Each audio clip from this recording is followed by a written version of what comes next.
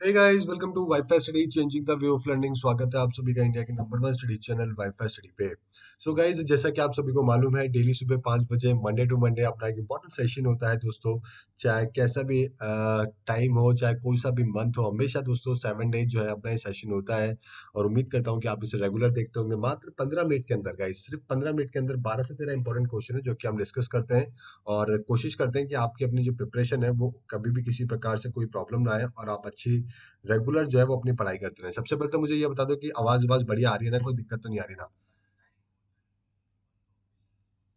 ठीक है गाइस, आवाज आवाज परफेक्ट आ रही है एकदम। यहाँ पे 161 बच्चे हैं जो कि अभी लाइव आ चुके हैं आई गेस। हाँ, मेरे ख्याल से यहाँ पे 161 के आसपास बच्चे हैं जो कि अभी लाइव है। और good morning everyone, Manish, Badri, Pooja, Chetan, Vishal, Sanjay.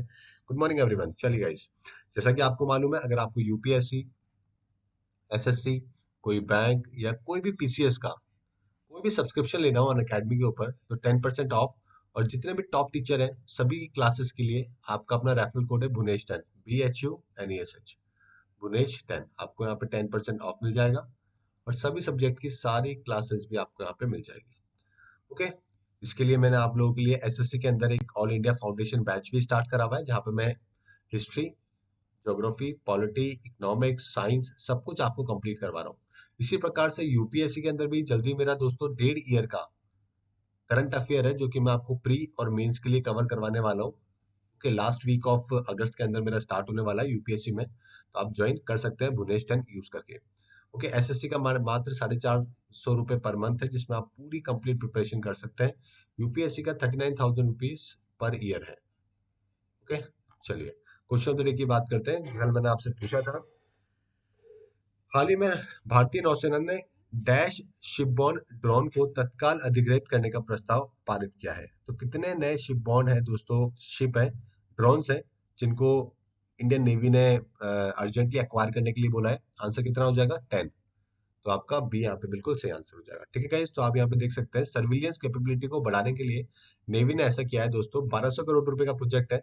Okay, 10 naval शिपबॉर्न drone है जो कि लेने के लिए बोला है। अभी कहाँ से लेंगे इसके लिए, तो अभी क्या होंगे कि प्रपोजल आएंगे, उसके बाद में फिर सारी कंपनियां बिड मारेगी, फिर जो कम में देगी, अच्छी टेक्नोलॉजी देगी, उसके साथ में फिर काम करेंगे। चलिए, उत्तर प्रदेश में रिहांद परियोजना में निम्नलिखित में से किसने सीमेंट संयंत्रों के लिए फ्लाई ऐश परिवहन के लिए विकसित बुनियादी ढांचा सस्ती लागत पर विकसित किया है? बताइए, रिहांद प्रोजेक्ट आपको मालूम है उत्तर प्रदेश में है।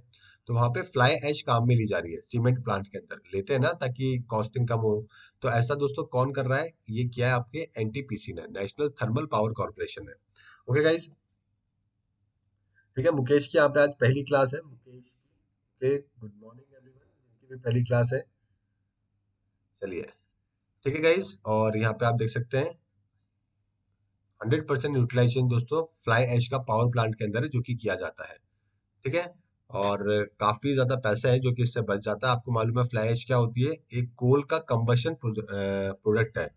1999 के अंदर minister of environment, forest and climate change ने इशू किया था नोटिफिकेशन की 100% यूटिलाइजेशन फ्लाई ऐश का जरूरी है। समझ रहे हो होता क्या है कि जब आप कोल का प्रोडक्शन करते हो तो उसमें कंबशन में फ्लाई ऐश मिलती है।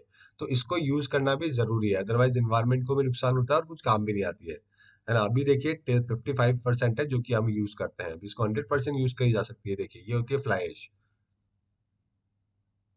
ठीक है, चलिए। 16 अगस्त 2020 को रक्षा मंत्री राजनाथ सिंह ने राष्ट्रीय कैडेट कोर के बारे में एक बड़ी विस्तार योजना को मंजूरी दी। एनसीसी का मुख्यालय कहाँ है? जल्दी बताइए, एनसीसी का मुख्यालय कहाँ पर है? एनसीसी के मुख्यालय की बात करें तो आंसर क्या हो जाएगा? दिल्ली के अंदर दोस्तों एनसीसी का मुख्यालय है। तो राजनाथ सिंह जी ने अप्रूव दिया है एक्सपेंशन करने को लेकर एनसीसी को। 173 बॉर्डर एरियाज, कोस्टल डिस्ट्रिक्ट, समझ रहे हो, वहां पे काम करने के लिए बोला है। 1000 न्यू कैडेट भी दोस्तों इसके अंदर इंक्लूड करने के लिए बोले हैं। ये देखिए बिल्डिंग, ये एनसीसी की बिल्डिंग है। समझ रहे हो, एनसीसी क्या है दोस्तों? यूथ विंग है हमारी आर्म्ड फोर्सेस की। एक तरीके से मैं बात करूँ तो ये एक तरीके से हमारे वो यूथ है जो कि आने वाले टाइम पे ही हमारे सेना में भर्ती होते हैं। इसके अंदर आर्मी, नेवी, एयरफोर्स तीनों के अंदर इंक्लूडेड होते हैं। ठीक है गाइस, और इनको बेसिक ट्रेनिंग है जो कि स्मॉल आर्म्स की, परेड की, ये सब दी जाती है। और ये कभी भी हमारी एक्टिव मिलिट्री के ऊपर कोई भी लाइबिलिटी भी नहीं होते हैं। मोटो क्या है दोस्तों? Unity and discipline. आप अगर एनसीसी के छात्र रहे हो तो आपको मालूम होगा कि आपको डिसिप्लिन है जो कि यहाँ पे सिखाया जाता है ना। 1971 की जो वॉर हुई थी ना, बांग्लादेश पाकिस्तान, उसके अंदर भी एनसीसी के कैडेट ने दोस्तों पार्टिसिपेट किया था। समझ रहे हो, सेकंड लाइन ऑफ डिफेंस के अंदर थे वो। जितने भी घायल लोग हैं उनको कैंप पे लेके जाना, उनकी हेल्प करवाना, है ना, खाने के सामान पहुंचाना, ये सब जो सेकंड लाइन के अंदर जो काम होते हैं वो सारे इन लोगों ने किए थे। अटल बिहारी वाजपेयी की जयंती मनाने के लिए सुशासन दिवस किस तारीख को मनाया जाता है?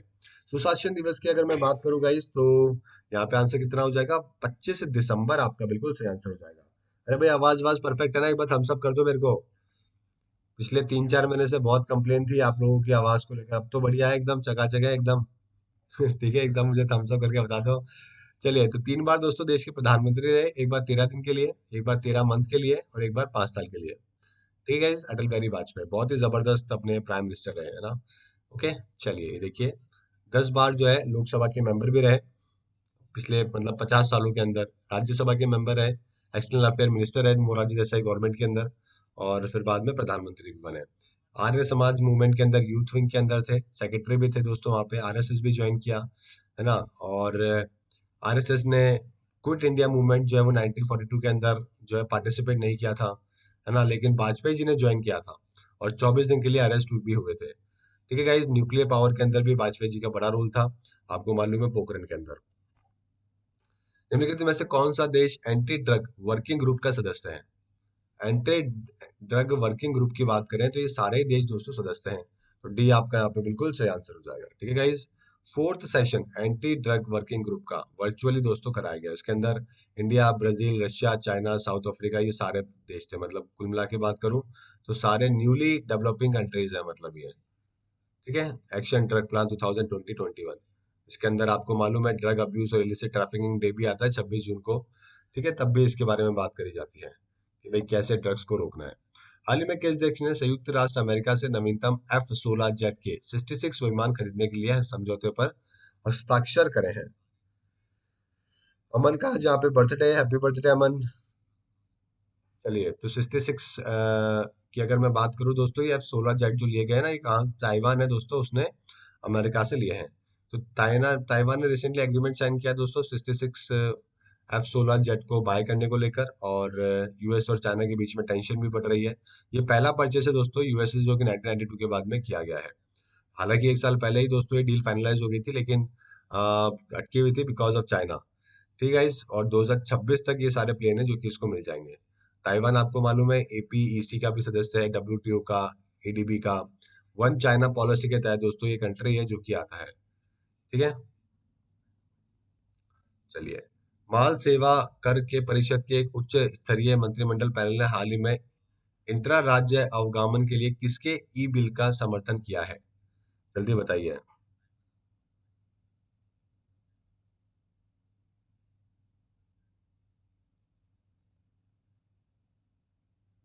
ठीक है guys, intra state movement of what? तो आंसर क्या हो जाएगा? गोल्ड आपका यहाँ पे बिल्कुल सही आंसर हो जाएगा। ठीक है गाइस, तो गोल्ड आपका बिल्कुल सही आंसर है। Group of ministers E way bill for intra state movement of gold. ठीक है, तो ये हाई लेवल मीटिंग जो है जीएसटी के जो है ना काउंसिल, उनके द्वारा करी गई है। अगर एक से राज्य से दूसरे राज्य की तरफ अगर मूवमेंट होता है तो क्या हो जाएगा? ई वे बिल है जो कि ले सकते हैं गोल्ड के ऊपर लगा के। ओके गाइस, तो ये यहाँ पे दोस्तों बताया गया है। ई वे बिल्स होते क्या है दोस्तों? ये एबिलिटी होते हैं इंडियन मार्केट में सारे प्रोडक्ट को यूनिफाई करने को लेकर, है ना। आपको मालूम है जो ट्रक है वो 20% टाइम तो है ना चेक पोस्ट पे बिता देते हैं अपने। तो चेक पोस्ट वाला प्रॉब्लम को खत्म करने के लिए, फास्टर मूवमेंट के लिए दोस्तों, ई वे बिल है, इलेक्ट्रॉनिक बिल्स होते हैं जो कि जनरेट किए जाते हैं। बताइए कौन सा स्टेटमेंट सही है? Ministry of agriculture and farmer welfare recently announce that India rank first in organic farming. Overall अगर मैं बात करूं दोस्तों एरिया के अंदर, ऑर्गेनिक फार्मिंग में हम 90 नंबर पर हैं। कौन सा स्टेटमेंट सही है? चलिए, बिल्कुल सही बात है, आपका सी आपका बिल्कुल सही आंसर है, दोनों स्टेटमेंट सही है। वैसे नंबर में तो देखिए हम नंबर 1 पर है ऑर्गेनिक फार्मिंग में, और एरिया के अगर पॉइंट से बात करें तो हम लोग 9th नंबर पर है। ठीक है, तो दोनों स्टेटमेंट यहाँ पे दोस्तों बिल्कुल सही है। ओके गाइज, ठीक है, बहुत ही अच्छी बात है कि ऑर्गेनिक फार्मिंग के अंदर बढ़ोतरी हो रही है, बहुत ही जरूरी है ना। चलिए, और आपको मालूम है त्रिपुरा, सिक्किम हुआ, उत्तराखंड हुआ, इन्होंने काफी काम किया है इसके अंदर। भारत ने 30 टन से अधिक तकनीकी उपकरण भेजे हैं जिससे किस देश में तेल रिसाव को रोका जा सकता है? 30 टन टेक्निकल इक्विपमेंट, ये कहाँ पे भेजा है? ये मॉरिशस में भेजा है। आपको मालूम है ना, तेल रिसाव हो गया मॉरिशस के अंदर और वहाँ पे इन्वायरमेंटल इमरजेंसी लग गई है। तो इसलिए दोस्तों यहाँ पे जो है भारत ने टेक्निकल इक्विपमेंट भेजे हैं 30 टन के, ताकि उसमें मदद की जा सके, है ना। वाकाशियो नाम का एक यहाँ पे एक इनका टैंक वो था, शिप था, जिसके अंदर दोस्तों ये रिसाव है जो कि हो गया है। ओके, ये देख सकते हो आप किस तरीके से। सही कथन चुने। Tricolour hosted for first time at New York square to celebrate India 74 Independence Day. It was organised by the Federation of Indian Association. बताइए, न्यूयॉर्क के टाइम स्क्वायर के अंदर भी पहली बार तिरंगा फहराया गया और उसके जो है आयोजित करवाया गया था भारतीय संघों के संघ के द्वारा। बिल्कुल सही बात है, दोनों स्टेटमेंट बिल्कुल सही है दोनों। ठीक है गाइस, पहली बार जो है न्यूयॉर्क के टाइम स्क्वायर के अंदर सेलिब्रेट किया गया 74 इंडिपेंडेंस डे। और जो इंडियन काउंसिल जनरल है न्यूयॉर्क के अंदर, रणधीर जायसवाल, उन्होंने होस्ट किया। ओके, और इसको फेडरेशन ऑफ इंडियन एसोसिएशन के द्वारा दोस्तों वहाँ पे ऑर्गेनाइज करवाया गया है। ठीक है गाइस, आप देख सकते हैं ये। बंगबंधु शेख मुजीबुर रहमान की हत्या को चिन्हित करने के लिए किस देश ने राष्ट्रीय शोक दिवस मनाया है? तो 1975 के अंदर दोस्तों इनका मर्डर किया गया था और उस दिन डेट थी 15 अगस्त। ठीक है गाइज, और ये वो पर्सन थे जो कि वहाँ पे पहले प्रधानमंत्री रहे, साथ में ठीक है वहाँ पे पहले जो है सबसे बड़े लीडर थे जिन्होंने बांग्लादेश के फ्रीडम को मूवमेंट को स्टार्ट किया। तो बी आपका यहाँ पे बिल्कुल सही आंसर है। ठीक है गाइज, तो यहाँ पे देख सकते हैं फाउंडिंग प्रेसिडेंट है, प्राइम मिनिस्टर नहीं बोलेंगे इनको, फाउंडिंग प्रेसिडेंट रहे हैं वहाँ पे बंगा बंधु शेख मुजीबुर रहमान। दोस्तों 15 अगस्त को उनकी मृत्यु हुई है। ठीक है, जब उनकी जो बेटी है वो, जब इनके पूरे परिवार को मार दिया गया था, तब इनकी बेटी और एक इनकी जो छोटी वाली बेटी थी वो दोनों अब्रॉड में थे, तो वो दोनों बच गए और वही बेटी जो है आज वापस आके प्रधानमंत्री बनी है, शेख हसीना, जिनको नाम से हम जानते हैं। ठीक है गाइस, ये देख सकते हो दोस्तों, 16 मेंबर के साथ में मार दिया गया था। ओके,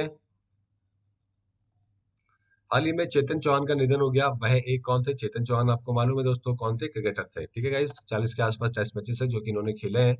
ओके, और काफी अच्छे क्रिकेटर है, फॉर्मर बैट्समैन, एडमिनिस्ट्रेटर थे दोस्तों 73 की उम्र में। कोविड 19 की वजह से दोस्तों इनकी मृत्यु हो गई है। 2 बार फॉर्मर बीजेपी लोकसभा एमपी भी रहे हैं ये, अमोरा से दोस्तों।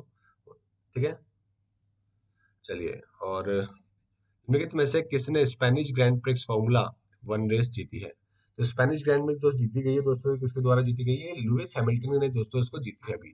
तो ये आपका यहाँ पे बिल्कुल सही आंसर हो जाएगा। ठीक है, तो आप देख सकते हैं मर्सिडीज के राइडर है लुइस हैमिल्टन, तो उन्होंने यहाँ पे नंबर 1 रैंकिंग है जो कि जीती है, और 88 फॉर्मूला वन कैरियर में विक्ट्री है जो कि उन्होंने जीती है। ओके गाइस, ये देखिए। इसके अलावा अगर आपको इसकी पीडीएफ चाहिए, या फिर अगर आपको दोस्तों 10 बजे मेरी यूपीएससी के लिए एनसीईआरटी की क्लासेस है, फ्री क्लासेस, तो आप ज्वाइन कर सकते हैं यूपीएससी के लिए। ठीक है, अगर आपको एसएससी के लिए चाहिए तो डेली सुबह 11 बजे मेरी फ्री क्लास होती है, यहाँ पे 3 मंथ चैलेंज है जो कि चल रहा है अनअकैडमी के ऊपर। ज्वाइन कैसे करना है? बहुत ही सिंपल तरीका है, ऐप डाउनलोड करके ओपन करो, ऊपर भुवनेश शर्मा सर्च कर लो, सर्च करते ही नाम लिखा हुआ आ जाएगा, फॉलो कर लेना। फॉलो करते ही नीचे की तरफ आपको मेरी सारी क्लासेस फ्री ऑफ कॉस्ट वाली मिल जाएगी।